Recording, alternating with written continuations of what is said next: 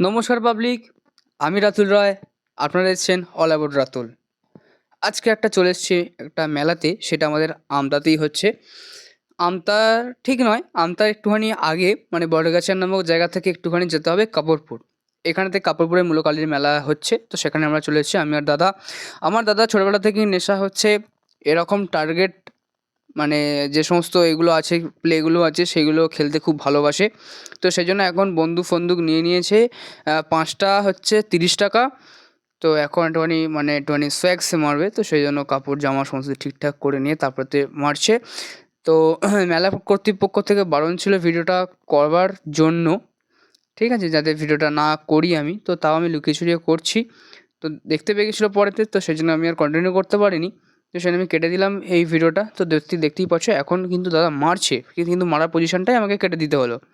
তো এখন চলে এসেছি, এখন যেটা ট্রেন্ডিং চলছে বা যেটা এখন ফেমাস, সবাই খুব পছন্দ করছে, মজিতো।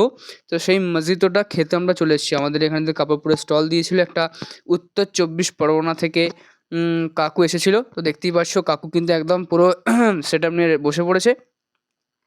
আর রিজদা জিজ্ঞেস করছে যে তোমার হাতে সবথেকে ভালো কোনটা, বা তুমি কোনটা সবথেকে বেশি ভালো ভালো বানাতে পারো।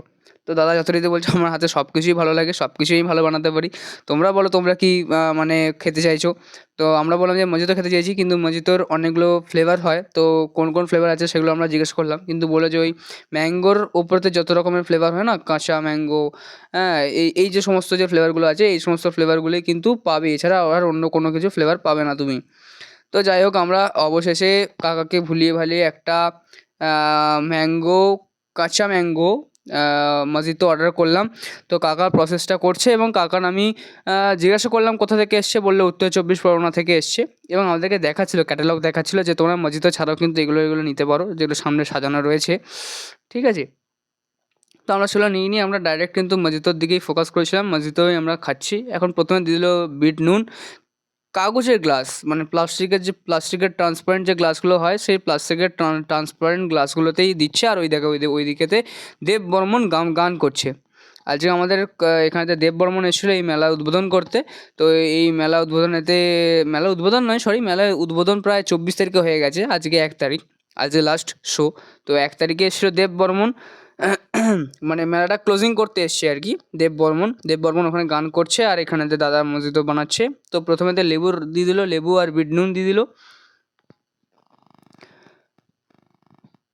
বিট নুন দেওয়ার পর থেকে না আবার মানে ঠিক কতগুলো পাতা ছিঁড়ে নিল, ঠিক আছে। তো এখন প্রথমে তো বরফ দেবে, বরফ দেওয়ার পরেতে তোমরা দেখতে পাবে একটা কি পাতা ছিঁড়ে দিচ্ছে। এই পাতাটা আমার যখন মুখে পড়লো তখন একটা খুব সুন্দর সেন্ট, কিন্তু আমি যখন জিজ্ঞাসা করলাম যে ওটা কী গাছ ছিল বা কী পাতা ছিল, আমি কিন্তু বললো না ওটা কী গাছ বা কী পাতা। তোমরা দেখতেই পাচ্ছ, এই দেখো দেখো এখান থেকে তুললো একটা। আর এখন দিচ্ছে হচ্ছে, তোমরা ফুল সেট আপটা দেখিয়ে দিই, রিজুদা এখানে দাঁড়িয়ে আছে, আর এই যে ফুল সেট আপের ফেমাস মজিতো। তো এখান থেকে ওই যে সিরাপটা হয় না মজিতোর, যে ম্যাঙ্গো ফ্লেভারের যে সিরাপটা, সেটা দিয়ে দিলো। আর এখান থেকে একটা ফ্লেভারের মতো কিছু একটা অ্যাড করলো, সেটা আমাকে বলেনি। কিছু কিছু এমন জিনিস আছে যেগুলো আমাকে বলছিল না। তো যাই হোক, এই যে পাতাটা তোমরা দেখতে পাচ্ছ, এই পাতাটা কিন্তু আমাদের মুখে পড়েছিল, কিন্তু আমরা ঠিক বলতে পারিনি বা বুঝতে পারিনি যে ওটা কী পাতা। কিন্তু খুব সুন্দর সেন্ট, যখন আমরা দাঁতে পড়লো না তখন খুব সুন্দর একটা সেন্ট বেরোচ্ছিলো কিন্তু। তো এখন এর মধ্যে থেকে একটা জল দিচ্ছে, কিন্তু জলটা যে গ্লাসে দিচ্ছে সেই জলটা কিন্তু, গ্লাসটা কিন্তু ফাটা, তোমরা দেখতে পাবে নিচে থেকে কিন্তু জলটা পড়ে যাচ্ছিলো হুড় করে। তো এখন দিয়ে যাচ্ছে কিন্তু সোডা।